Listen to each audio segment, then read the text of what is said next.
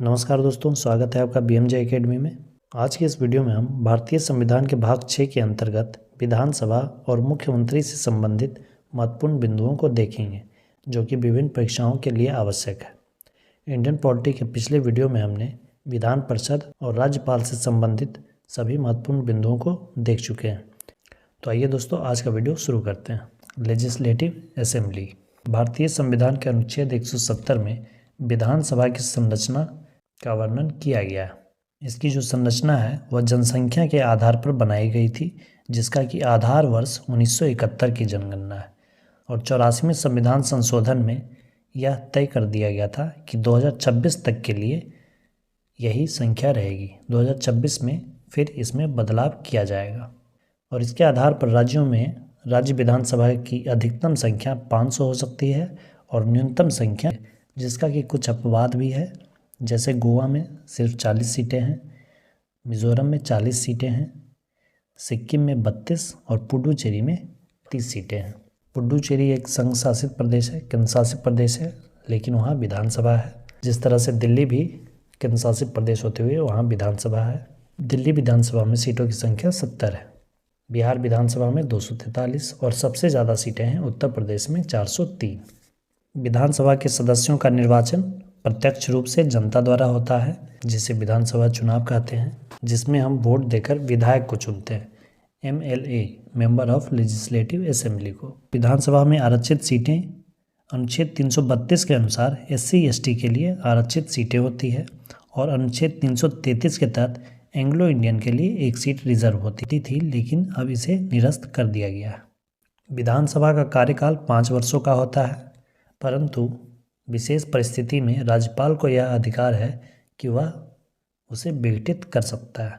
बहुमत गिरने पर सरकार गिर जाती है। विधानसभा के सदस्य बनने के लिए, यानी कि विधायक बनने के लिए योग्यता क्या होनी चाहिए? वह भारत का नागरिक होना चाहिए और कम से कम 25 वर्ष आयु पूरी हो जानी चाहिए। इसके साथ ही किसी लाभ के पद पर ना हो। विधानसभा की बैठक वर्ष में कम से कम 2 बार होनी चाहिए और 2 बैठकों के बीच का अंतराल 6 माह से अधिक नहीं होना चाहिए।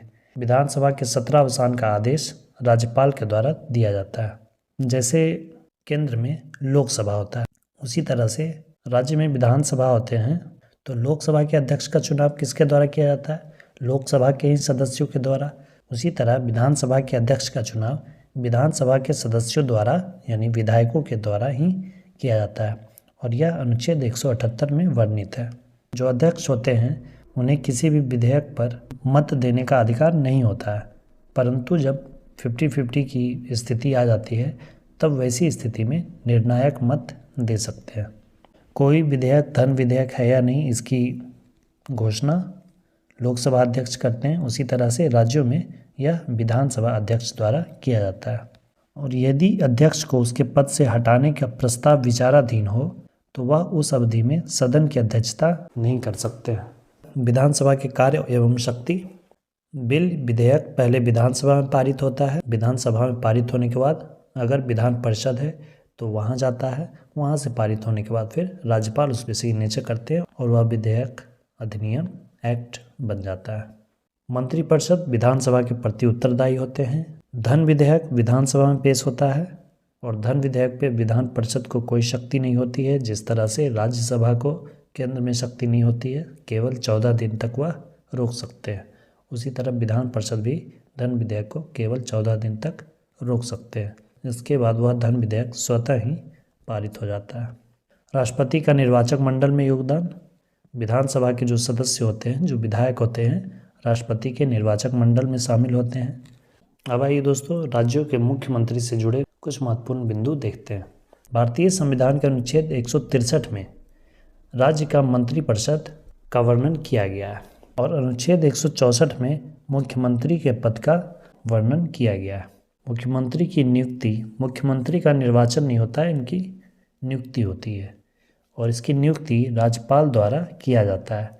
विधानसभा का जो चुनाव होता है उसमें जो बहुमत दल होता है, उस बहुमत दल के नेता को ही राज्यपाल मुख्यमंत्री नियुक्त करते हैं और राज्यपाल ही मुख्यमंत्री को शपथ दिलाते हैं। और मुख्यमंत्री अगर अपना पद त्याग करना चाह रहा हो तो त्याग पत्र भी वह राज्यपाल को देते हैं।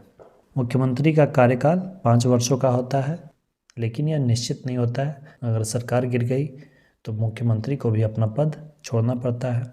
राज्यपाल के प्रसाद पर्यंत, यानी कि जब तक राज्यपाल चाहें तब तक मुख्यमंत्री का वेतन विधानमंडल द्वारा तय किया जाता है।